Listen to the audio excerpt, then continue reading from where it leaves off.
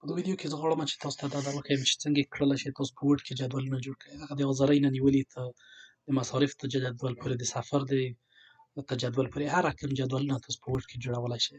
د اکسل نه لږ متفاوته یې، مګر بیا هم د دونه ښه استفاده کړلی شئ. تاسو په اسانه شکل باندې دا جوړولی شئ. نو تاسو به د انسرټ منیو ته ولاړ شئ. په انسرټ منیو کې دلته ټیبل وینئ. په ټیبل په کلیک کې دلته تاسو ویلی شئ چې څو کالمه غواړئ. کالم د عمودي دی او څو دانې افقي خانې غواړئ کې. صحیح ده. زه مثلا یو جدول جوړ کړم چې تنها دغه 4 خانې ولري. صحیح شو. په اولي برخه کې به زه تاسو ته مې مخکې په یوه بله ویډیو کې دا در وښودل چې څنګه ټکسټ تاسو د ښۍ خانه لیکلی شئ. نو د ښۍ خانه به د هوم منیو ته راشئ. په دغه ځای کې به د ټکسټ ډایرکشن د ښۍ خانه کې. صحیح شو. دا هم چې انتخاب کړ، دا به زه ورته ولیکم چې نوم، دا به ولیکم تخلص، او دا به ولیکم مثلا کال، او دا به ولیکم فراغت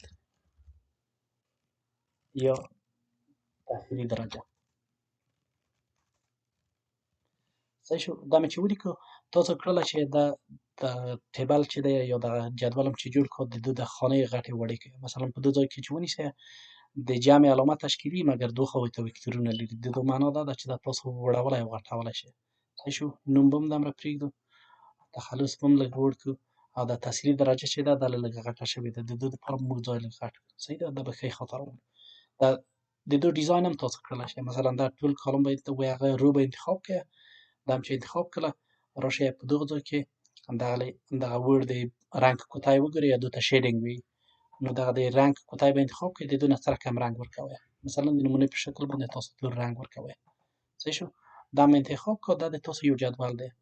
ډیزاین یې په عین رقم کړلی شئ. تاسو کړلی شئ ټول جدول هم ډیزاین کړئ. دغه په دغه کونج کې په چپه خوا کې د یو جمع علامه وینئ، مګر ټوله خواوې یې وکتورونه لري.